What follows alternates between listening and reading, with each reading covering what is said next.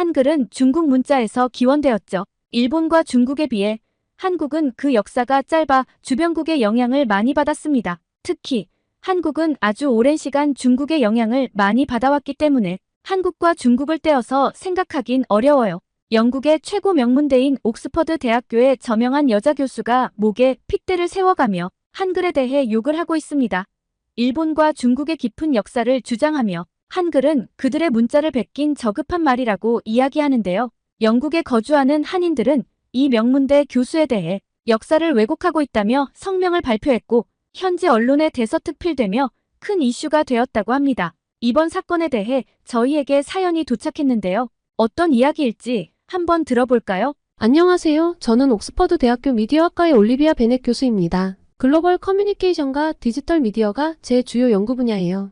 20년 넘게 이 분야에서 일하면서 다양한 문화권의 언어와 미디어 사용 패턴을 연구해왔죠. 제 경력은 BBC 월드 서비스에서 기자로 시작됐어요. 그곳에서 일하는 동안 전 세계의 다양한 언어와 문화를 접할 수 있었는데 이 경험이 제가 학계로 발을 들이는 계기가 되었습니다. 옥스퍼드에서 박사 학위를 받은 후 여러 대학에서 강의를 하다가 결국 모교인 옥스퍼드로 돌아와 교수직을 맡게 되었어요. 제 연구는 주로 디지털 시대의 언어 변화와 문화 간 커뮤니케이션에 초점을 맞추고 있습니다. 최근에는 인공지능과 언어의 상호작용에 대해서도 많은 관심을 갖고 있죠. 솔직히 저는 한글이란 글자엔 관심이 없었습니다. 다양한 문화를 공부했지만 한글은 제 관심사가 아니었어요. 동아시아의 문자라면 단연 한자, 그리고 여기에서 파생된 일본어에 관심이 컸죠. 그러던 어느 날 저는 런던의 소거리를 걷고 있었어요. 거기에선 늘 새로운 것을 발견하게 되는데 그날도 마찬가지였죠. 평소와 다름없이 거리를 산책하던 중 문득 눈에 들어온 간판 하나가 있었어요. 중국어일까 싶어서 자세히 들여다보았는데 한자가 아닌 낯선 문자로 가득했습니다. 당시 저는 오랫동안 중국 문자를 연구해왔기 때문에 중국 문자의 아름다움과 깊이에 빠져 있었어요. 특히 갑골 문자부터 현대 한자까지 이어지는 긴 역사와 체계에 깊은 감명을 받았었죠. 그래서 저는 동아시아 문자하면 당연히 중국 문자가 으뜸이라고 생각했어요. 하지만 자세히 보니 이 간판의 글자들은 제가 알고 있던 어떤 중국 문자와도 달랐어요. 둥근 모양과 직선이 조화롭게 어우러진 글자들이 신기하고 자꾸 보니 마치 그림처럼 아름답게 보였어요. 호기심에 이끌려가게 안으로 들어갔어요. 작은 한국 식당이더라고요. 주인에게 간판에 대해 물어보니 그건 한글이라는 한국의 문자라고 설명해 주더군요. 순간 저는 의아했어요. 한국에도 고유한 문자가 있나요? 중국 문자를 사용하지 않나요?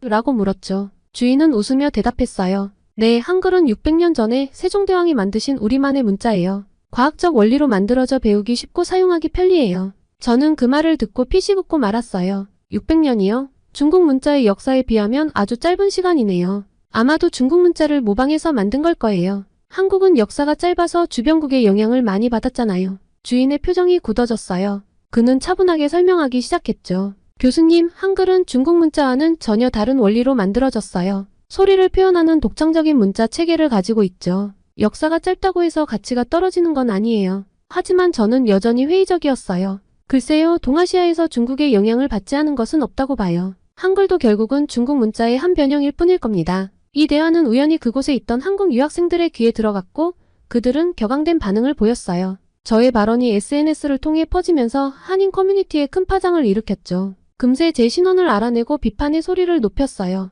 그리고 다음날 영국 내 한인 단체에서 성명을 발표했어요. 베넷 교수의 발언은 역사적 사실을 왜곡하고 한글의 가치를 폄하하는 것이라며 강하게 밀어붙였습니다. 이 일은 현지 언론에 대서특필되며 큰 논란이 되었어요. 당시 저는 제 발언이 이렇게 큰 파장을 일으킬 줄 몰랐어요. 하지만 이 사건을 계기로 저는 한글에 대해 더 깊이 연구해보기로 결심했습니다. 그리고 그 과정에서 제가 얼마나 무지하고 편견에 사로잡혀 있었는지 깨닫게 되었죠. 처음엔 제 주장이 맞을 거라고 생각했어요. 하지만 조사를 거듭할수록 저는 한글에 완전히 빠져들고 말았습니다. 미디어학 교수로서 다양한 커뮤니케이션 도구를 연구해왔지만 한글은 그 어떤 것과도 다른 매력을 지니고 있었어요. 특히 글로벌 커뮤니케이션 도구로서의 가능성이 무궁무진해 보였습니다. 대부분의 문자가 자연스럽게 발전한 것과 다르게 한글은 과학적인 원리로 의도적으로 만들어졌다는 점이 진짜 흥미로웠습니다. 한글의 구조를 파헤칠수록 그 독창성에 감탄하게 됐어요. 그리고 아주 체계적인 구조 덕분에 한글은 배우기 쉽고 사용하기 편리한 문자 시스템이라는 걸 알게 됐습니다. 왕이 백성을 위해 만든 글자라니 너무 멋지고 대단하지 않나요? 이런 한글의 탄생 배경은 제게 큰 울림을 주었어요.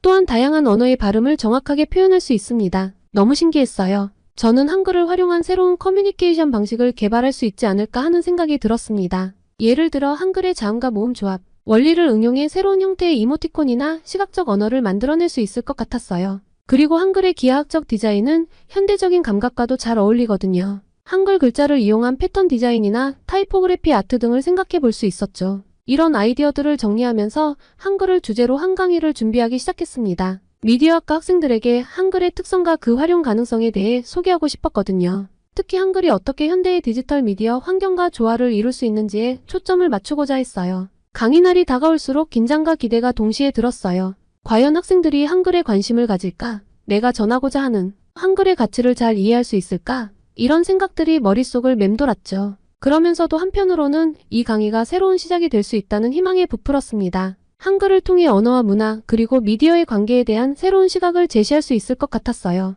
또한 이를 계기로 더 큰 프로젝트를 시작할 수 있지 않을까 하는 기대도 있었고요. 강의를 준비하면서 문득 그날 소호거리에서 본 한글 간판이 떠올랐어요.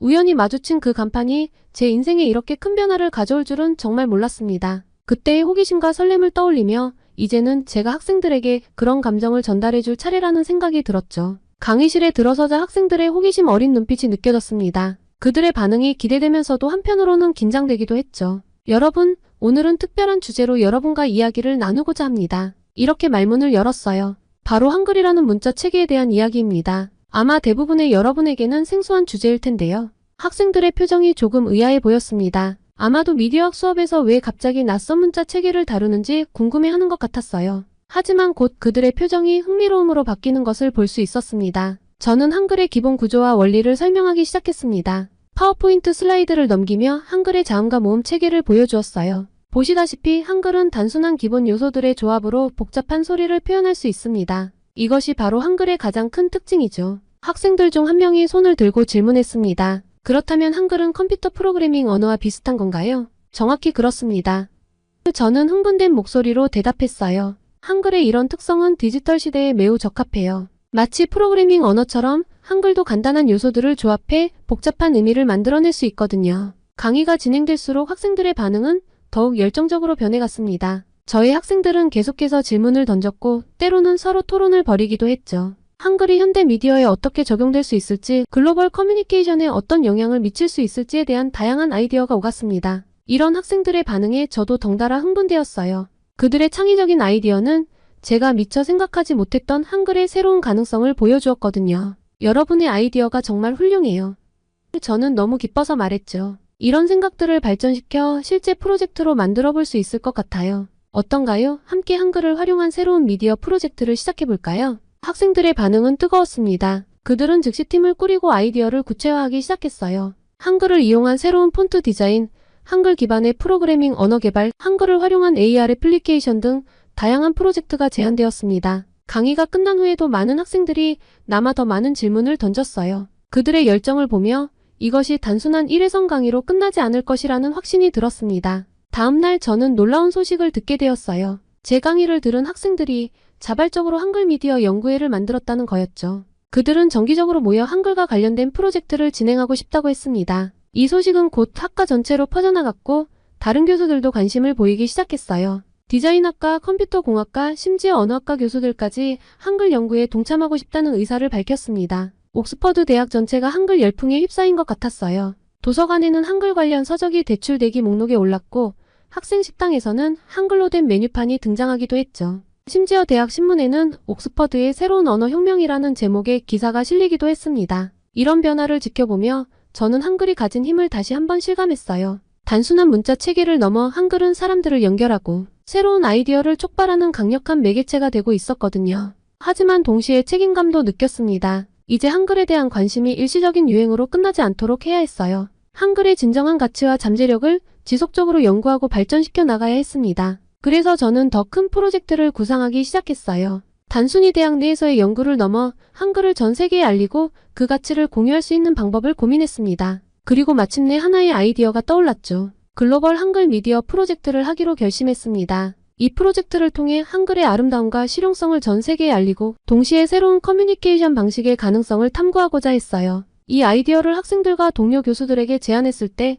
그들의 반응은 예상 이상으로 뜨거웠습니다. 모두가 이 프로젝트에 참여하고 싶어 했고 각자의 전문 분야에서 기여할 수 있는 방법을 제안했어요. 이렇게 해서 글로벌 한글 미디어 프로젝트의 첫걸음을 내딛게 되었습니다. 그리고 이 프로젝트의 시작을 알리는 특별한 이벤트를 계획하게 되었죠. 바로 런던의 상징인 빅벤의 한글 메시지를 투사하는 것이었습니다. 정말 흥분되지 않나요? 글로벌 한글 미디어 프로젝트를 시작하기로 결정한 후 저는 사실 부담감도 동시에 느꼈어요. 이 프로젝트가 성공한다면 한글의 가치를 전 세계에 알릴 수 있는 기회가 될 테지만 실패한다면 그동안 쌓아온 노력이 물거품이 될 수도 있었거든요. 하지만 이런 도전이야말로 제가 학자로서 꿈꿔왔던 것이라는 생각에 용기를 냈습니다. 이 계획을 동료들에게 처음 제안했을 때 그들의 반응은 제각각이었습니다. 올리비아, 당신 미쳤어요? 빅벤이라고요? 그게 가능할 것 같아요?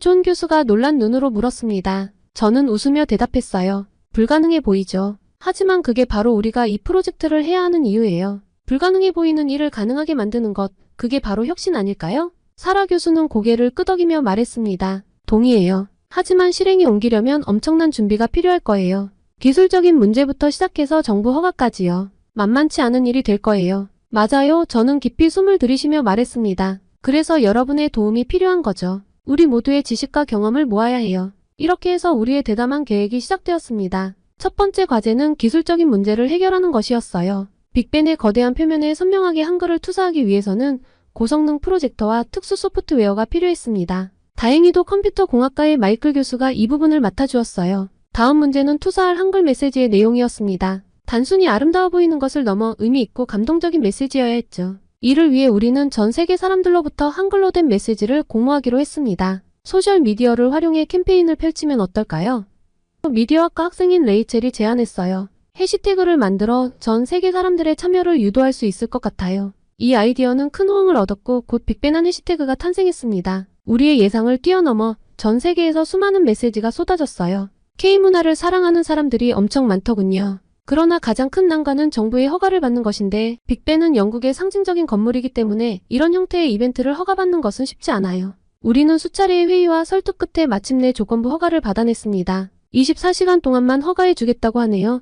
행정팀의 리사가 말했습니다. 그리고 투자되는 내용에 대해서도 사전 검열을 요구하고 있어요. 괜찮아요. 저는 팀원들을 안심시키려 노력했죠. 오히려 이 제안이 우리의 창의력을 자극할 거예요. 가장 핵심적이고 감동적인 메시지만을 선별해야 하니까요. 그리고 드디어 이벤트 당일이 되었습니다. 템스강 건너편에 장비를 설치하고 마지막 점검을 하는 동안 제 마음은 여전히 불안감으로 가득했어요. 과연 이 프로젝트가 성공할 수 있을까? 사람들이 한글의 아름다움과 의미를 이해해줄까? 해가 지고 어둠이 내리자 우리는 숨을 죽이고 기다렸습니다. 그리고 마침내 빅벤의 거대한 표면에 한글이 나타나기 시작했어요. 사랑, 희망, 영국 등등 한글로 쓰인 단어들이 빅벤을 수놓았습니다. 그 순간 주변에 모여든 사람들의 탄성이 들렸어요. 대대수가 처음 보는 문자였지만 그 아름다움과 의미가 그들의 마음에 와닿은 것 같았습니다. 저게 뭐예요? 한 어린아이가 부모에게 물었습니다. 한글이래. 한국의 글자야. 부모가 대답했어요. 예뻐요. 제 이름도 저렇게 쓰고 싶어요. 이 대화를 듣는 순간 마음이 벅차오르더군요. 모든 것을 보상받은 기분이었어요. 밤이 깊어갈수록 빅벤 주변은 더 많은 사람들로 붐볐습니다. 영국의 유명한 방송사들의 뉴스는 이 이벤트를 다루기 시작했어요. 올리비아, 우리가 해냈어요.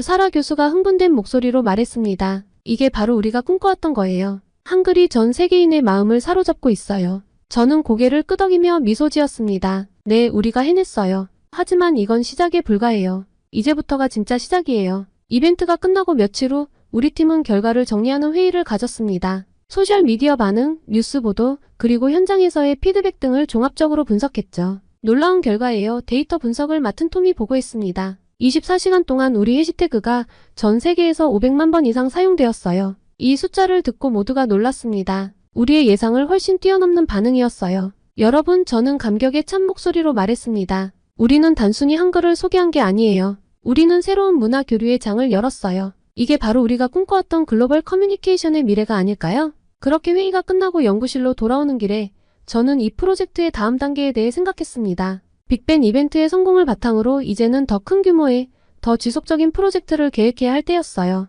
그런데 얼마 후 빅벤 프로젝트의 성공으로 한글에 대한 세계적 관심이 고조되던 중 예상치 못한 폭탄이 터져버렸어요. 바로 중국 베이징 대학의 장 웨이 교수가 한글은 중국 문자에서 유래했다는 주장을 담은 논문을 발표한 거예요. 이 소식을 접한 순간 제 머릿속이 하얘졌어요. 이게 무슨 말도 안 되는 소리람. 저는 떨리는 손으로 논문을 읽어 내려갔습니다. 장 교수의 주장은 한글의 자음이 중국 전국 시대의 고문자와 유사하다는 것이었죠. 그는 세종대왕의 일을 참고해 한글을 만들었다고 주장했습니다. 이 논문은 순식간에 국제학계의 뜨거운 감자가 되었어요. 소셜미디어에서는 찬반 논쟁이 격렬하게 벌어졌고 주요 언론에서도 이 문제를 다루기 시작했습니다. 심지어 일부 서양 학자들은 장 교수의 주장에 동조하는 모습을 보였어요. 올리비아 이거 큰일 났어요. 동료 교수인 마이클이 연구실로 뛰어들어왔습니다. 우리가 그동안 해온 모든 노력이 물거품이 될지도 몰라요. 저는 깊은 한숨을 내쉬었습니다. 알아요, 마이클. 하지만 우리가 진실을 밝혀야 해요. 한글의 독창성과 가치를 지켜야 한다고요.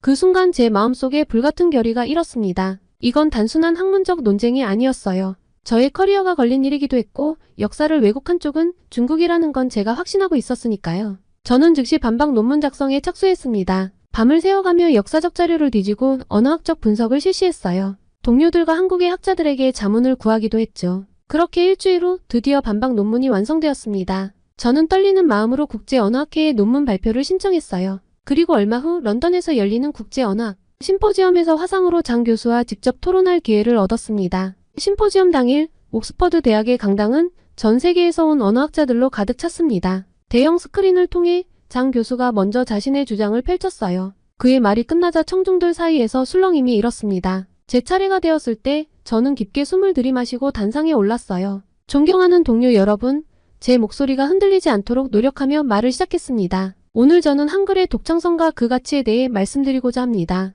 먼저 저는 한글 창제의 역사적 배경과 이어서 한글의 과학적 원리를 설명했어요. 한글의 자음은 발음 기관의 모양을 본떠 만들었습니다. 이는 중국 문자의 원리와는 완전히 다른 것입니다. 그리고 한글의 체계성을 강조했죠. 한글은 14개의 자음과 10개의 모음으로 이루어져 있습니다. 이들을 조합하면 모든 소리를 표현할 수 있죠. 이런 체계적인 구조는 중국 문자에서는 찾아볼 수 없습니다. 장 교수의 주장을 직접적으로 반박하기 시작했습니다. 장 교수님은 한글 자음이 중국 고문자와 유사하다고 주장하셨습니다. 하지만 이는 표면적인 유사성일 뿐입니다. 실제로 한글의 제자 원리와 운용 방식은 중국 문자와 근본적으로 다릅니다. 구체적인 예를 들어가며 설명을 이어갔어요. 예를 들어 리음이 입모양을 본뜬 것이라는 점, 니은이 혀가 위진몸에 닿는 모양을 나타낸다는 점 등은 중국 문자에서는 찾아볼 수 없는 특징입니다. 마지막으로 한글의 독창성을 입증하는 역사적 증거를 제시했어요. 훈민정음 해례본 아시죠? 이 고서에는 한글 창제의 원리와 과정이 상세히 기록되어 있습니다. 이 문서는 한글이 독자적으로 창제되었음을 명확히 보여주고 있습니다. 제 발표가 끝나자 많은 학자들이 질문을 쏟아냈고 열띤 토론이 이어졌어요. 토론이 끝난 후 심포지엄 의장이 마이크를 잡았습니다. 오늘 우리는 매우 중요한 학술적 논의를 했습니다. 베넷 교수의 논리적이고 체계적인 반박은 한글의 독창성을 명확히 보여주었습니다. 이번 토론을 통해 한글이 독자적으로 창제된 문자 체계라는 점이 다시 한번 확인되었다고 봅니다. 이 말에 장내는 박수로 가득 찼습니다. 화면 속의 장 교수는 고개를 숙인 채 자리에 앉아 있었어요. 심포지엄이 끝나고 연구실로 돌아오는 길, 저는 안도감과 동시에 큰 책임감을 느꼈습니다. 한글의 가치를 지키는 것이 단순히 한 국가의 문자를 옹호하는 것이 아니라 인류 문화의 다양성을 지키는 일이라는 걸 다시 한번 깨달았거든요. 다음날 아침 눈을 떠보니 제 이메일함이 메시지로 가득 차 있었어요. 전 세계의 언어학자들이 지지의 뜻을 보내왔고 여러 대학에서 강연 요청이 쏟아졌습니다. 특히 한국의 학자들로부터 온 메시지가 제 마음을 뭉클하게 했어요. 그들은 제가 한글의 가치를 지켜준 것에 대해 깊은 감사를 표했습니다. 베넷 교수님, 당신은 우리 한글의 수호자입니다. 앞으로도 함께 한글의 가치를 세계에 알려나갔으면 좋겠습니다. 이 메시지를 읽으며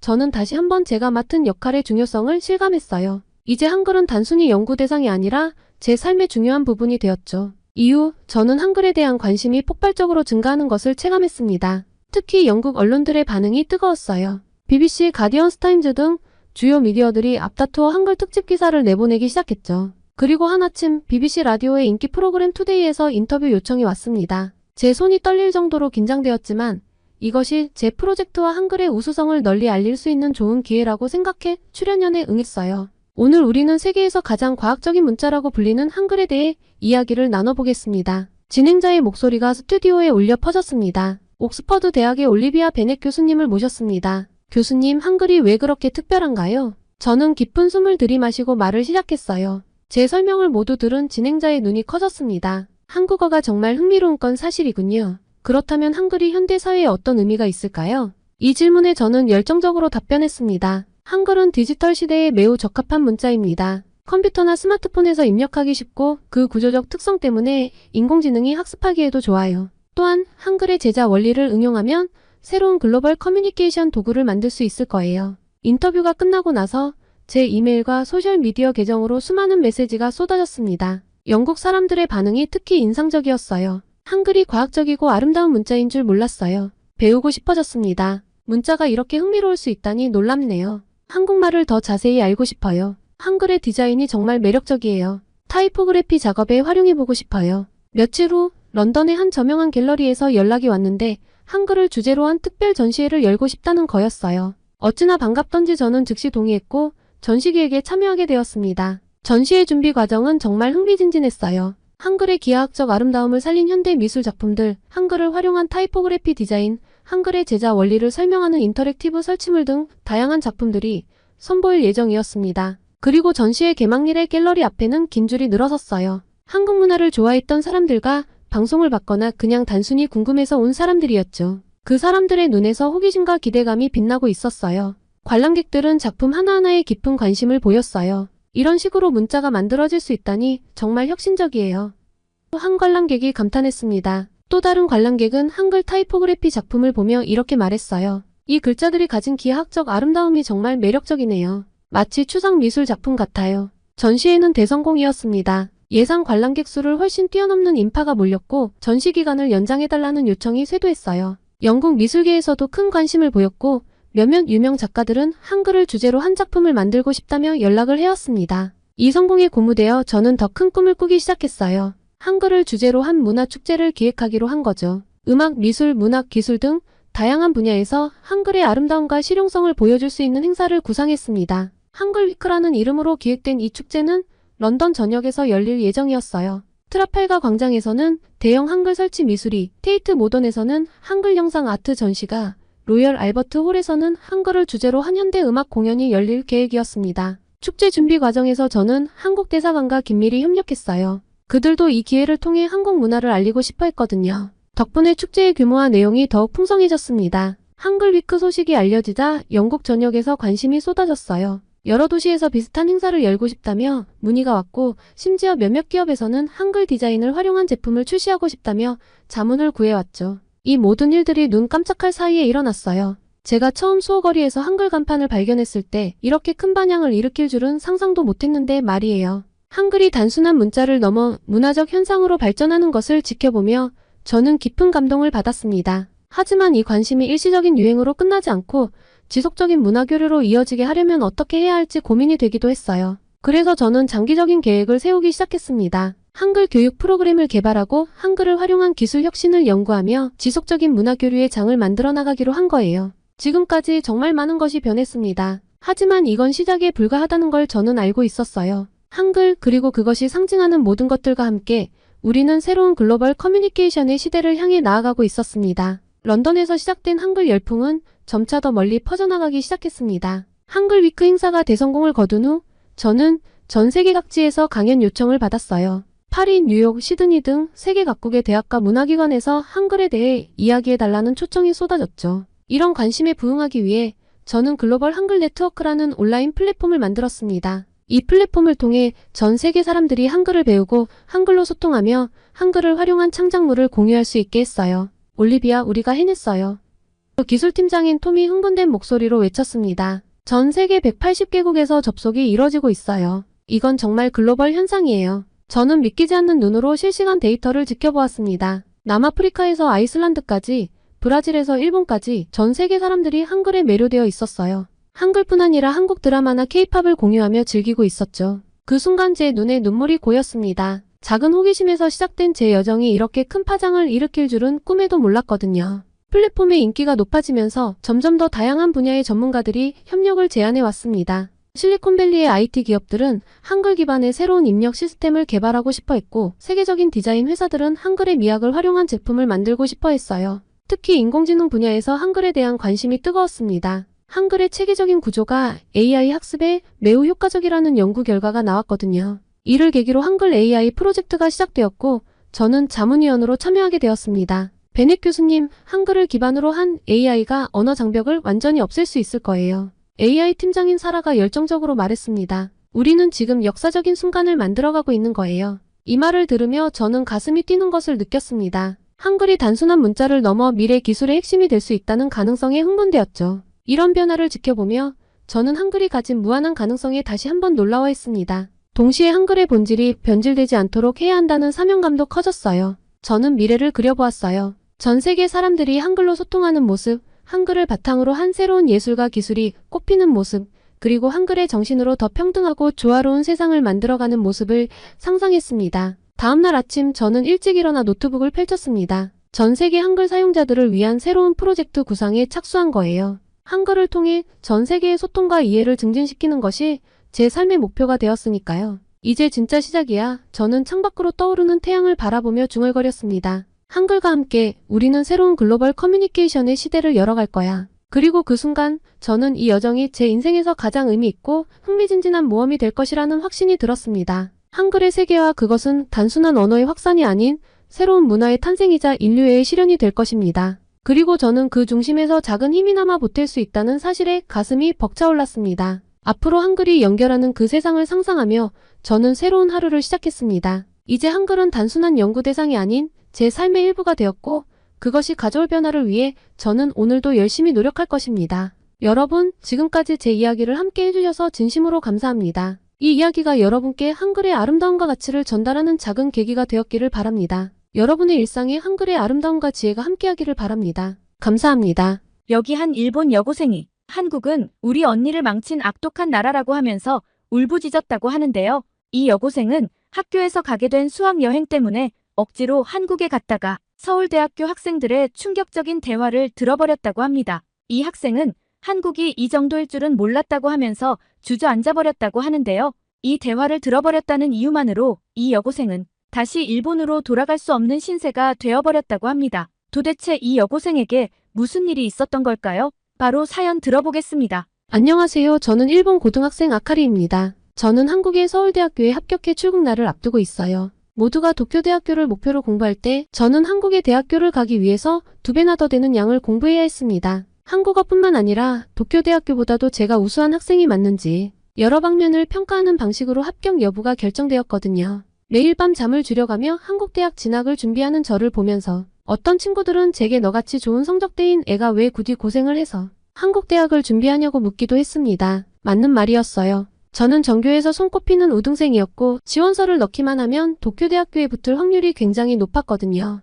하지만 저는 아랑곳하지 않고 한국대학에 가기 위해 피나는 노력을 했고 합격증을 받아냈습니다. 이쯤 되면 다들 제가 왜 그렇게 한국대학 진학에 목숨을 걸었던 것인지 궁금하실 것 같아요. 지금부터 그 이야기를 들려드릴게요. 저희 가족은 부모님과 언니 사쿠라 그리고 저 이렇게 4명입니다. 저희 집은 늘 책으로 가득했습니다. 부모님 2분 모두 대학 교수이시거든요. 아버지는 물리학과, 어머니는 문학과 교수십니다. 어릴 때부터 저희 자매는 공부의 중요성을 귀에 딱지가 않도록 들었죠. 공부가 너희의 미래야라는 말씀을 아침 인사처럼 들었습니다. 또한 우리 집의 자랑은 단연 언니 사쿠라였습니다. 언니는 늘 반에서 1등을 놓치지 않았고 결국 일본 최고의 대학인 도쿄대학교 경영학과에 입학했습니다. 부모님의 얼굴에 웃음꽃이 피던 그날을 저는 잊을 수 없습니다. 물론 저도 언니를 따라 열심히 공부했습니다. 하지만 언니만큼은 아니었죠. 그래도 부모님은 저를 자랑스러워하셨습니다. 우리 아카리도 언니처럼 될 거야 라고 항상 말씀하셨거든요. 그 말에 부담감도 있었지만 한편으론 뿌듯하기도 했습니다. 저희 가족의 일상은 꽤 단조로웠습니다. 아침에 일어나 같이 식사를 하고 각자의 일터와 학교로 갑니다.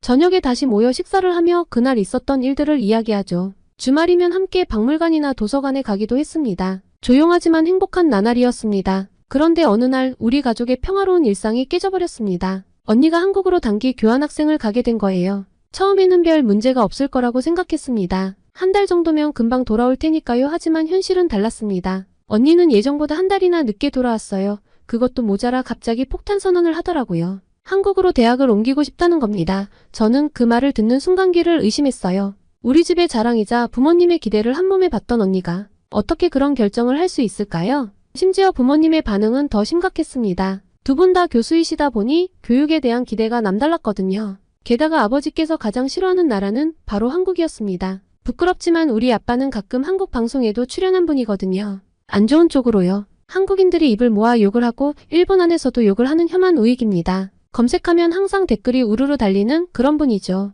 그런데 언니가 한국대학으로 가고 싶다니 당연히 반대가 심할 수밖에 없잖아요. 부모님은 언니의 일방적인 결정에 크게 실망하셨죠. 집안 분위기는 순식간에 냉랭해졌습니다. 매일 밤 언니와 부모님의 다툼 소리가 들렸고 식사 시간은 무거운 침묵 속에서 흘러갔어요. 저는 이 상황이 너무 힘들었습니다. 왜 언니가 갑자기 이런 결정을 했는지 이해할 수 없었거든요. 그러던 어느 날 우연히 언니의 인스타그램을 보다가 충격적인 사실을 알게 됐어요. 언니에게 한국인 남자친구가 생긴 겁니다. 그 순간 모든 게 이해가 됐어요. 남자 하나 때문에 언니가 가족을 버리려고 한다는 생각이 들었죠. 배신감이 컸습니다. 언니는 항상 제 롤모델이었는데 이렇게 가족을 등지다니요. 저는 언니가 너무 실망스러웠습니다. 이런 가족 문제와 더불어 제 개인적인 고민도 있었어요. 중학교 때부터 사귀던 남자친구와 헤어지게 됐거든요. 그 이유는 제가 마음을 잘 표현하지 않는다고 했습니다. 솔직히 말하면 집안 문제 때문에 너무 힘들어서 남자친구에게 그런 모습을 보이고 싶지 않았던 겁니다. 제가 겪고 있는 일과 고민들을 계속 이야기하다 보면 남자친구도 덩달아 걱정거리가 늘 것 같았거든요.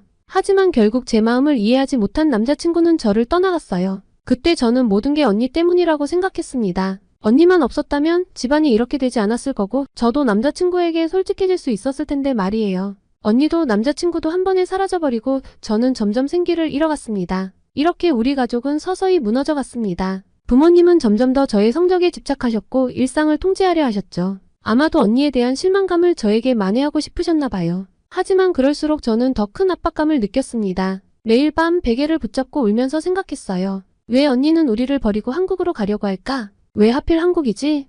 한국이 뭐가 그렇게 좋다고 우리 가족을 이렇게 만드는 걸까? 이런 생각들이 제 마음을 점점 더 무겁게 만들었습니다. 그렇게 아침에 일어나면 가장 먼저 드는 생각이 오늘도 견뎌내야 해였어요. 식탁에 앉으면 무거운 침묵이 우리를 감쌌습니다. 부모님은 말없이 신문을 보시거나 서류를 확인하셨고 저는 밥을 먹는 둥 마는 둥 했죠. 그러다 문득 아버지께서 입을 여셨습니다. 아카리, 이번 중간고사 목표는 반에서 3등 안에 들어야 해, 알겠지? 저는 고개를 끄덕였지만 속으로는 한숨을 쉬었습니다. 언니가 떠난 후 부모님의 기대와 압박은 온전히 제게로 쏠렸거든요. 그렇게 혼자 힘든 나날을 보내니 학교에 가는 길도 즐겁지 않았어요. 성적이 잘 나오지 않을까봐 걱정하기 바빴습니다. 조금 있으면 수학여행을 가는 시기가 다가와서 다음 날이면 수학여행지가 어딘지 알 수 있다는 소문에 친구들은 여전히 수학여행 이야기로 들떠 있었지만 저는 그저 그들의 대화를 멍하니 듣고만 있었습니다. 아카리, 너도 기대되지 않아? 라는 질문에 그저 어색한 미소로 답할 뿐이었죠. 물론 수업 시간에도 집중이 되지 않았습니다. 선생님의 말씀은 한 귀로 듣고 한 귀로 흘려보냈어요. 대신 머릿속에서는 끊임없이 의문이 맴돌았습니다. 언니는 지금 뭘 하고 있을까? 정말 한국에서 행복한 걸까? 우리 가족은 이대로 영영 벌어지고 마는 걸까? 그렇게 점심시간이 되면 옥상으로 올라가 혼자 도시락을 먹곤 했어요. 그곳에서 멀리 보이는 도쿄의 풍경을 바라보며 문득 언니가 보고 있을 서울의 모습은 어떨지 궁금해지더라고요. 하지만 곧바로 그런 생각을 지워버렸습니다. 언니는 우리를 버렸어. 그런 생각을 해서 뭐해. 방과 후에는 늘 도서관에 가서 늦게까지 공부했어요. 집에 가기 싫었거든요. 하지만 그것도 잠시뿐. 어머니의 전화가 왔습니다. 아카리 어디니? 학원 시간 다 됐어. 빨리 와. 한숨을 내쉬며 도서관을 나섰습니다. 언니가 떠난 후 부모님은 제 스케줄을 빽빽하게 채우셨어요. 학교가 끝나면 곧바로 학원, 그리고 집에 와서도 자습. 숨 쉴 틈이 없었죠. 그렇게 밤늦게 집에 돌아오면 아버지께서 저를 기다리고 계셨습니다. 오늘은 뭘 배웠니? 시험 준비는 잘 되고 있고. 매일 같은 질문이었지만 매번 긴장됐어요. 제 대답에 따라 아버지의 표정이 달라졌거든요. 만족스러운 대답을 하면 고개를 끄덕이셨지만 그렇지 않으면 아카리, 너는 언니만큼 똑똑히 노력만 하면 돼, 알겠지? 이 말은 칭찬 같지만 사실 무거운 짐을 지우는 말이었어요. 똑똑하다는 말이 더 잘해야 한다는 뜻으로 들렸거든요. 또한 주말이 되면 더 힘들었습니다. 전에는 가족과 함께 시간을 보내던 날이었는데 이제는 그저 공부하는 날이 되어버렸으니까요. 어머니께서는 매시간 제 공부 진도를 체크하셨어요. 아카리, 수학 문제집은 다 풀었니? 영어 단어는 외웠고? 쉴 새 없이 이어지는 질문에 저는 점점 지쳐갔습니다. 가끔 부모님께서 아카리야, 산책 갈래? 라고 물으셨지만 그건 공부에 지친 저를 위로하는 게 아니라 잠시 머리를 식히고 다시 공부하라는 뜻이었죠. 그러던 어느 날 전 남자친구를 우연히 마주쳤어요. 그는 새 여자친구와 손을 잡고 있었죠. 그 순간 가슴이 찢어지는 것 같았습니다. 집에 돌아와 펑펑 울었어요. 왜 나에겐 이렇게 불행한 일들만 생기는 걸까? 라는 생각이 들었죠. 울음을 그치고 나서 문득 깨달았습니다. 제가 얼마나 외로웠는지를요. 언니가 떠나고 남자친구와 헤어지고 부모님과의 대화는 오직 공부와 성적에 관한 것뿐. 저는 점점 더 고립되어 갔던 거예요. 수학여행 발표가 있던 그날 저는 평소와 다름없이 무거운 발걸음으로 학교에 갔습니다. 아침부터 부모님과 성적에 대해 이야기를 나눴던 터라 기분이 좋지 않았거든요. 교실에 들어서자 친구들이 흥분된 목소리로 떠들고 있었습니다. 야, 들었어? 이번 수학여행 장소 오늘 발표한대. 어디로 갈까? 나는 오키나와였으면 좋겠다. 아니야, 홋카이도가 좋을 것 같아. 친구들의 대화를 들으며 저도 모르게 한숨이 나왔어요. 솔직히 저는 수학여행에 큰 관심이 없었습니다. 그저 공부에서 벗어날 수 있는 시간이라고만 생각했죠. 그때 담임 선생님이 교실에 들어오셨어요. 모두가 조용해진 가운데 선생님이 입을 여셨습니다. 자, 여러분 기다리던 수학여행 장소를 발표하겠습니다. 이번 우리 학교 3학년 수학여행은 한국 서울입니다. 순간 교실이 떠나갈 듯한 함성으로 가득 찼어요. 대부분의 친구들은 기쁨의 환호성을 질렀지만 저는 그 자리에 얼어붙은 채 멍하니 앉아 있었습니다. 한국이라고? 설마 이건 꿈이겠지? 하지만 꿈이 아니었어요. 선생님의 설명이 이어졌습니다. 이번 여행은 5일간 진행될 예정입니다. 서울의 주요 명소를 둘러보고 한국 문화를 체험하는 시간을 가질 거예요. 또한 현지 고등학교와의 교류 행사도 있을 예정입니다. 친구들은 계속해서 들떠 있었지만 저는 점점 더 불안해졌어요. 한국이라니 언니가 간 그곳, 우리 가족을 갈라놓은 그곳으로 간다니 믿기지 않았습니다. 그렇게 수업이 끝나고 집에 돌아와 부모님께 이 소식을 전했을 때 부모님의 반응은 예상대로였습니다. 특히 아빠요. 학교 수학여행지가 한국으로 정해졌으니 이 통신문에 나온 수학여행비를 내야 해 라고 이야기하자마자 정말 난리가 난 겁니다. 학교에 한국인이 근무하냐부터 시작해서 어떻게 이렇게 거짓말을 일삼고 이기적이며 일본인을 심하게 차별하는 한국으로 학생들의 수학여행지를 결정할 수 있냐며 노발대발하셨습니다. 그리고는 학교에 항의 전화를 걸어 한국으로의 수학여행을 막아야겠다고 하셨죠. 세상에나 학교에 그런 민폐를 끼치면 저는 어떻게 얼굴을 들고 학교를 다닐까요? 학교에서 결정된 일인데 어떻게 변경을 하겠냐 일정도 다 나왔다는 제 항변에 그럼 위험한 한국으로 너를 보낼 수 없으니 너라도 수학여행을 빠지라고 하더라고요. 한국인이 일본인에게 테러를 하면 어떻게 하냐며 절대로 내가 한국을 가는 건 허락을 못한다고요. 하루를 꼬박 걸려 부모님을 설득했습니다. 학교에서 정해진 것이고 원래 우리 자매 학교가 한국의 학교이고 또 선생님들 인솔에서 벗어나지 않고 다녀오겠다고요. 그리고 아주 솔직히 언니가 보고 싶다고 했습니다. 언니가 있는 한국이 궁금하기도 하다고요. 말을 하는데 절로 눈물이 나더라고요. 결국 제 눈물에 아버지께서는 항의 전화니 뭐니 생각만 해도 부끄러운 행동은 하지 않으시겠다고 하셨어요. 그날 밤 저는 오랜만에 언니에게 메시지를 보냈어요. 언니, 나 이번에 수학여행으로 서울에 가게 됐어. 언니가 있는 그곳. 잠시 후 언니의 답장이 왔습니다. 정말? 다행이다. 아카리야, 서울은 정말 멋진 곳이야. 내가 좋아할 거야. 언니의 메시지를 보며 저는 복잡한 감정에 휩싸였어요. 기대? 두려움? 아니면 분노? 무엇이 제 마음을 가장 크게 차지하고 있는지 알 수 없었습니다. 그렇게 다음 날부터 학교는 수학여행 준비로 분주해졌어요. 여권 발급, 환전, 준비물 리스트 작성 모두가 열심히 준비하는 모습이었죠. 저도 어쩔 수 없이 그 흐름에 따라갔습니다. 아카리, 너 한국어 좀 할 줄 알지? 언니가 거기 있잖아. 친구 유키가 물었어요. 아니, 나도 잘 몰라. 저는 대충 얼버무렸습니다. 사실 언니가 한국에 간 후로 한국어에 대해 관심을 가지지 않으려 노력했거든요. 하지만 이제 와서 보니 그게 후회되더라고요. 결국 저는 몰래 인터넷으로 간단한 한국어 회화를 찾아보기 시작했어요. 안녕하세요, 감사합니다 같은 기본적인 인사말부터 시작해서 조금씩 늘려갔습니다. 준비 과정에서 가장 힘들었던 건 마음의 준비였어요. 한국에 가면 어떤 일이 벌어질지, 언니를 만나게 될지 아니면 언니의 남자친구를 마주치게 될지 이런 생각들이 제 머릿속을 맴돌았습니다. 수학여행 출발 전날 밤 저는 일기를 썼어요. 내일이면 한국으로 떠나 솔직히 무서워하지만 한편으로는 기대도 돼. 이번 여행이 끝나면 나는 어떻게 변해 있을까? 언니를 이해할 수 있게 될까? 아니면 더 미워하게 될까? 모르겠어. 그저 이번 여행이 무사히 끝나기만을 바랄 뿐이야. 저는 긴장되는 마음으로 잠을 청했습니다. 다음 날이면 언니가 있는 한국에 가게 된다는 사실이 믿기지 않았습니다. 걱정이 무색하게도 다음 날이 되었고 저는 한국행 비행기를 타야 했습니다. 그렇게 비행기가 인천국제공항에 착륙했을 때 제 심장은 마구 뛰고 있었어요. 창밖으로 보이는 한국의 모습은 생각보다 일본과 비슷해 보였지만 동시에 뭔가 다른 느낌이 들었습니다. 자, 여러분 이제 한국에 도착했어요. 짐을 챙기고 천천히 내립시다. 인솔 선생님의 목소리가 들렸어요. 비행기에서 내리자마자 느낀 건 공기였어요. 뭔가 다른 냄새에 다른 습도. 정말 다른 나라에 왔구나 하는 생각이 들었습니다. 입국 심사를 기다리는 동안 저는 주변을 둘러보았어요. 인천공항은 제가 상상했던 것보다 훨씬 크고 현대적이었습니다. 일본의 나리타 공항과는 또 다른 분위기였어요. 와, 여기 엄청 크다. 친구 유키가 감탄사를 내뱉었어요. 그러게 생각보다 되게 멋있어. 저도 모르게 동의하고 있는 제 모습을 발견했습니다. 입국 심사를 마치고 짐을 찾은 후 우리는 공항 밖으로 나왔어요. 그 순간 서울의 공기가 제 얼굴을 스쳤습니다. 뭔가 새롭고 신선한 느낌이었어요. 여러분, 이제 지하철을 타고 숙소로 이동할 거예요. 모두 짐 잘 챙기고 따라오세요. 선생님의 안내를 따라 우리는 공항철도 역으로 향했습니다. 지하철역에 도착해서 저는 또 한 번 놀랐어요. 일본의 지하철역과는 또 다른 모습이었거든요. 깔끔하고 현대적인 디자인, 그리고 곳곳에 있는 디지털 안내판들. 아카리 봐봐. 저기 로봇이 있어.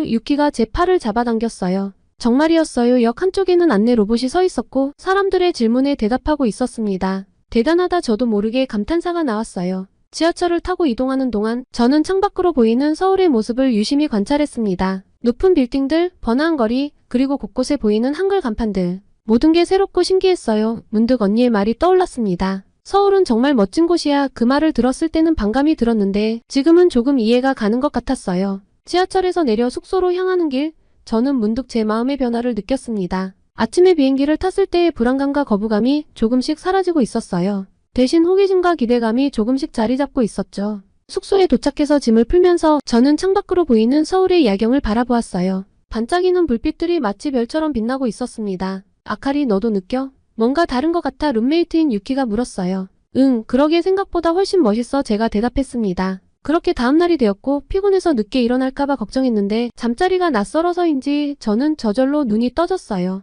침대에서 나와 아침 일찍 일어나 창밖을 내다보니 서울의 아침 풍경이 펼쳐져 있었어요. 어제와는 또 다른 모습의 서울이 제 눈앞에 있었죠. 오늘의 일정은 경복궁 관람과 한복 체험이라고 했어요. 솔직히 말하면 처음에는 그다지 기대되지 않았어요. 그냥 오래된 건물 구경하는 거 아닐까 하는 생각이 들었거든요. 일찍이 아침 식사를 마치고 우리는 경복궁으로 향했습니다. 버스에서 내려 경복궁 정문인 광화문에 도착했을 때 저는 그 웅장함에 압도되었어요. 와, 생각보다 엄청 크다. 저도 모르게 감탄사가 나왔습니다. 우리는 가이드 선생님의 안내를 받으며 경복궁 안으로 들어갔어요. 가이드 선생님의 설명을 들으면서 저는 점점 더 흥미를 느끼기 시작했습니다. 경복궁은 조선 왕조의 법궁으로 1395년에 처음 지어졌어요. 하지만 임진왜란 때 불타 없어졌다가 1867년에 다시 지어졌죠. 그 말을 듣는 순간 저는 뭔가 불편한 감정을 느꼈어요. 임진왜란 그러고 보니 우리나라가 이 나라를 침략했었지. 그동안 교과서에서만 보았던 역사가 갑자기 현실감 있게 다가왔어요. 경복궁을 둘러보면서 저는 점점 더 한국의 역사와 문화에 매료되기 시작했습니다. 웅장한 건축물들, 아름다운 단청, 그리고 곳곳에 숨어있는 작은 디테일들. 모든 것이 새롭고 흥미로웠어요. 아카리, 저기 봐. 저걸 뭐라고 하지? 유키가 물었어요. 처마? 라고 하나? 제가 대답했습니다. 맞아요, 처마라고 해요. 지붕의 끝부분을 말하죠. 가이드 선생님이 설명해 주셨어요. 그렇게 경복궁 관람을 마치고 우리는 한복 체험을 하러 갔어요. 처음에는 조금 어색했지만 한복을 입고 보니 정말 아름다웠어요. 거울 앞에 선 제 모습을 보고 저도 놀랐습니다. 아카리, 너 정말 예뻐. 유키가 말했어요. 고마워. 유키도 정말 잘 어울려. 제가 대답했습니다. 우리는 한복을 입은 채로 경복궁 주변을 산책했어요. 많은 사람들이 우리를 보고 웃으며 인사를 건넸고 몇몇은 사진도 찍어달라고 했어요. 처음에는 조금 부끄러웠지만 점점 즐거워졌어요. 그때 문득 언니 생각이 났어요. 언니도 이런 경험을 했겠지? 이런 아름다운 문화에 빠져서 한국에 남기로 한 걸까? 한복 체험이 끝나고 숙소로 돌아오는 길에 저는 많은 생각이 들었어요. 오늘 하루 동안 제가 한국에 대해 가지고 있던 편견들이 조금씩 깨지는 것을 느꼈거든요. 숙소에 도착해서 저는 일기를 썼어요. 오늘은 정말 특별한 하루였다. 경복궁을 보면서 한국의 역사와 문화의 깊이를 느꼈어. 처음에는 그저 오래된 건물일 뿐이라고 생각했는데 직접 보니 정말 아름답고 웅장했어. 그리고 한복 정말 아름다웠어. 입고 있으니 마치 내가 다른 사람이 된 것 같았어. 오늘 처음으로 한국의 매력을 조금은 이해할 수 있었던 것 같아. 언니가 이곳을 선택한 이유가 조금은 이해가 가기 시작해. 일기를 쓰면서 저는 제 마음이 조금씩 변하고 있다는 걸 느꼈어요.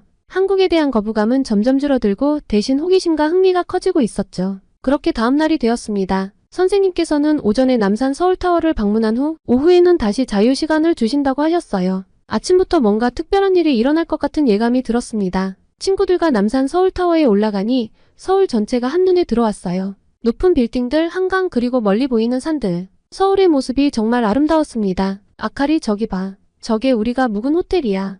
유키가 손가락으로 가리키며 말했어요. 와, 정말이네. 서울이 이렇게 크구나. 저도 모르게 감탄사가 나왔습니다. 한참을 전망대를 둘러보다 문득 언니 생각이 났어요. 언니도 이런 풍경을 보면서 서울에 반했겠지. 그렇게 생각하니 언니가 보고 싶어졌어요. 사실 내심 언니와 대화를 하고 싶었죠. 그래서 오후가 되고 자유시간이 주어졌을 때 저는 유키에게 제안했어요. 유키야, 우리 서울대 근처에 가보는 건 어때? 언니가 다니는 학교라서. 유키는 흔쾌히 동의했고 우리는 지하철을 타고 서울대 앞으로 향했습니다. 서울대 앞 거리는 젊은 사람들로 가득했어요. 카페와 옷가게들이 즐비했고 활기찬 분위기가 느껴졌습니다. 와, 여기 정말 예쁘다. 유키가 말했어요. 그러게 언니가 이런 곳에서 공부하고 있구나 저도 동의했습니다. 거리를 걸으며 이곳저곳을 구경했어요. 그때였어요. 제 눈에 익숙한 뒷모습이 보였습니다. 긴 생머리에 날씬한 체형 설마 언니? 사쿠라 언니? 저도 모르게 소리쳤어요. 그 사람이 돌아봤고 정말 언니였어요. 언니도 저를 보고 놀란 표정을 지었습니다. 아카리, 한국에 왔다더니 왜 여기 있어? 우리는 그 자리에서 얼어붙었어요. 그때 언니 옆에 있던 남자가 말을 걸었습니다. 사쿠라, 이분이 내 여동생이니? 언니가 정신을 차리고 대답했어요. 아, 그래 민수야. 이쪽이 내 여동생 아카리야. 아카리 이쪽은 민수. 저는 그제서야 상황을 파악했어요. 제 앞에 서 있는 사람이 바로 언니의 남자친구 민수였던 거예요. 제가 그토록 원망했던 그 사람. 안녕하세요. 아카리 사쿠라한테 많이 들었어요. 민수가 친절하게 인사를 건넸어요. 저는 어떻게 대응해야 할지 몰라 그저 고개를 숙여 인사만 했습니다. 언니가 어색한 분위기를 풀어주려는 듯 말했어요. 아카리야, 우리 같이 카페에 가서 이야기 좀 할까? 내 친구도 함께. 유키가 재빨리 대답했어요. 아, 저는 괜찮아요. 다른 친구들이랑 약속이 있어서 아카리야, 난 먼저 갈게. 유키는 윙크를 하고는 빠르게 자리를 떠났고 저는 언니와 민수와 함께 근처 카페로 향했습니다. 카페에 앉아 음료를 주문하고 나서 언니가 먼저 입을 열었어요. 아카리야, 정말 오랜만이구나. 잘 지냈어? 언니가 먼저 입을 열었어요. 저는 고개를 끄덕였어요. 응 언니, 솔직히 궁금한 게 많아. 언니가 부드럽게 미소 지으며 말했어요. 그래, 뭐든 물어봐. 이제는 내게 모든 걸 이야기하고 싶어. 저는 말할까 말까 고민하다가 조심스럽게 물었어요. 언니, 왜 갑자기 한국에 오기로 한 거야? 도쿄대에서 공부하는 게 꿈 아니었어? 언니의 표정이 조금 어두워졌어요. 사실 그건 내 꿈이 아니었어. 아카리야, 그건 부모님의 꿈이었지. 그게 무슨 말이야? 저는 놀라서 물었어요. 언니가 깊은 한숨을 내쉬었어요. 나는 항상 창업을 꿈꿔왔어. 새로운 것을 만들어내고 세상을 조금이라도 더 나은 곳으로 만들고 싶었거든. 하지만 부모님은 내가 안정적인 직장을 가지길 바라셨어. 그래서 경영학과에 진학했지만 내 마음은 늘 갈등 중이었어. 저는 언니의 말에 충격을 받았어요. 언니가 이런 고민을 하고 있었다니. 그래서 한국에 교환학생으로 왔을 때 이곳의 활발한 스타트업 문화를 보고 깜짝 놀랐어. 언니가 계속해서 말했어요. 한국의 젊은이들이 두려움 없이 도전하는 모습, 정부와 기업들이 스타트업을 지원하는 시스템. 이런 환경이 내 꿈을 이루는 데 도움이 될 거라고 생각했어. 민수가 말을 이어받았어요. 사쿠라가 처음 한국에 왔을 때 제가 운영하는 스타트업 행사에서 만났어요. 그때 사쿠라의 열정과 아이디어에 정말 감명받았죠. 언니가 민수를 보며 미소 지었어요. 맞아, 민수를 만나고 나서 내 꿈에 대해 더 자신감을 갖게 됐어. 그리고 한국에서 공부하면서 내 아이디어를 실현할 수 있는 기회도 찾았고. 민수가 언니를 꼬드겨 우리를 배신한 줄 알았는데 민수와 언니의 이야기는 정말 의외였습니다. 그래서 저는 궁금해졌어요. 그래서 물었죠.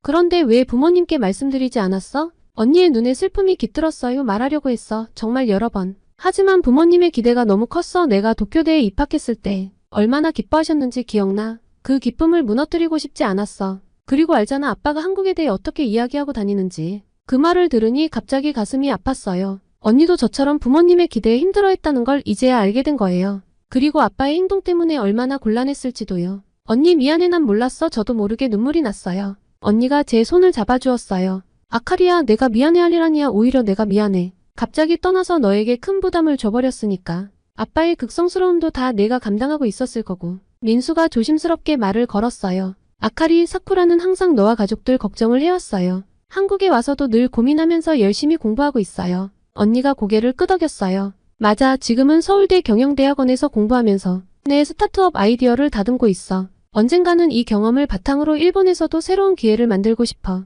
저는 언니의 말을 들으면서 많은 생각이 들었어요. 언니가 얼마나 힘들었을지, 그리고 지금 얼마나 열심히 살고 있는지. 언니, 나 이제 조금은 이해할 것 같아. 그동안 언니를 오해해서 미안해. 제가 말했어요. 언니가 저를 꼭 안아주었어요. 고마워 아카리야. 내가 이해해줘서 정말 기뻐. 카페를 나오면서 저는 언니에게 물었어요. 언니, 부모님께는 언제 이야기할 거야? 언니가 잠시 생각하더니 대답했어요. 조만간 할 거야. 내가 이해해줬으니 이제는 용기를 낼 수 있을 것 같아. 그렇게 우리는 오랜 시간 이야기를 나눴어요. 언니의 꿈, 한국에서의 생활, 그리고 민수와의 관계에 대해. 이야기를 들을수록 제 마음속 분노와 원망이 조금씩 녹아내리는 것을 느꼈습니다. 카페를 나올 때쯤 언니가 저를 꼭 안아주었어요. 아카리야, 미안해. 그동안 내가 많이 힘들었겠구나. 하지만 난 정말 행복해. 내가 이해해주길 바라. 그 말을 듣는 순간 저는 참았던 눈물을 터뜨리고 말았어요. 언니, 나도 미안해. 언니를 오해해서. 그날 밤 숙소로 돌아와 일기를 쓰면서 저는 많은 생각이 들었어요. 오늘 우연히 언니를 만났다. 처음에는 어색하고 화가 났지만 이야기를 나누다 보니 언니의 마음을 조금은 이해할 수 있었다. 언니가 정말 행복해 보이는 모습을 보니 나도 기뻤다. 조금은 언니의 선택을 받아들일 수 있을 것 같아.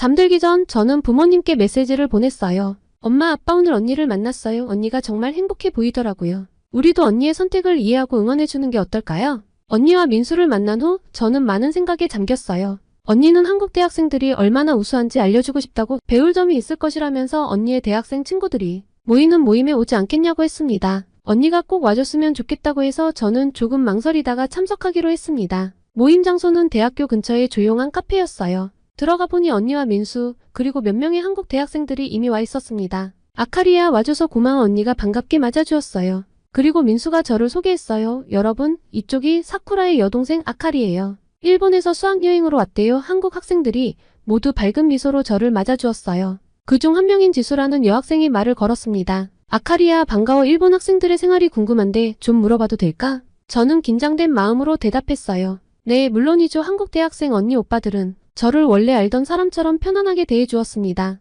낯가림이 거의 없고 정말 활달해서 자리에 있을수록 제 마음도 편해졌어요. 그렇게 대화가 진행되면서 저는 한국 대학생들의 이야기에 점점 더 빠져들었습니다. 그들은 자신의 꿈에 대해 열정적으로 이야기했고 그 꿈을 이루기 위해 구체적인 계획을 세우고 실천하고 있었거든요. 그때 지수가 자신의 경험을 나눴어요. 저는 환경 문제에 관심이 많아서 친구들과 함께 캠퍼스 내 플라스틱 사용을 줄이기 위한 캠페인을 시작했어요. 처음에는 작은 움직임이었지만 지금은 학교 정책에도 영향을 미치고 있죠. 재민이 덧붙였어요. 맞아요. 저도 IT 창업에 관심이 있어서 방학 때마다 관련 인턴십을 하고 있어요. 이론만으로는 부족하다고 생각해서 실제 경험을 쌓고 있죠. 이런 이야기들을 들으면서 저는 깜짝 놀랐어요. 일본에서는 대부분의 학생들이 정해진 길을 따라가는 경향이 있었는데 이 친구들은 자신만의 길을 적극적으로 개척하고 있었거든요. 와, 정말 대단해요. 여러분은 어떻게 그렇게 능동적으로 행동할 수 있는 거예요? 저도 모르게 감탄의 말이 나왔어요. 민수가 미소 지으며 대답했어요. 처음부터 쉽진 않았어요. 하지만 우리는 서로를 지지하고 격려하면서 용기를 얻었죠. 실패해도 괜찮다는 마인드로 계속 도전하다 보니 조금씩 변화가 생기더라고요. 언니가 말을 이어받았어요. 아카리, 나도 처음에는 두려웠어. 하지만 이 친구들을 보면서 나도 할 수 있다는 자신감을 얻었어. 그래서 한국에서 새로운 도전을 시작할 수 있었지. 저는 그들의 이야기를 들으면서 제 자신을 돌아보게 되었어요. 지금까지 저는 주어진 길만 따라갔을 뿐 제 꿈을 위해 적극적으로 행동한 적이 없었거든요. 저는 솔직히 부끄러워요. 여러분처럼 꿈을 위해 노력한 적이 없었던 것 같아요. 제 목소리가 조금 떨렸어요. 지수가 따뜻하게 말해주었어요. 아카리야, 괜찮아. 우리도 처음부터 이랬던 건 아니야. 중요한 건 지금부터라도 내가 원하는 걸 찾아 노력하는 거야. 그 순간 저는 뭔가 가슴속에서 울컥하는 것을 느꼈어요. 이들의 열정과 노력하는 모습이 저에게 큰 자극이 되었거든요. 정말 감사해요. 여러분, 저도 이제 제 꿈을 찾아 노력해보고 싶어요. 제 말에 모두가 따뜻한 미소로 응원해 주었어요. 모임이 끝나갈 무렵 저는 이 경험이 제 인생의 전환점이 될 거라는 걸 확신했어요.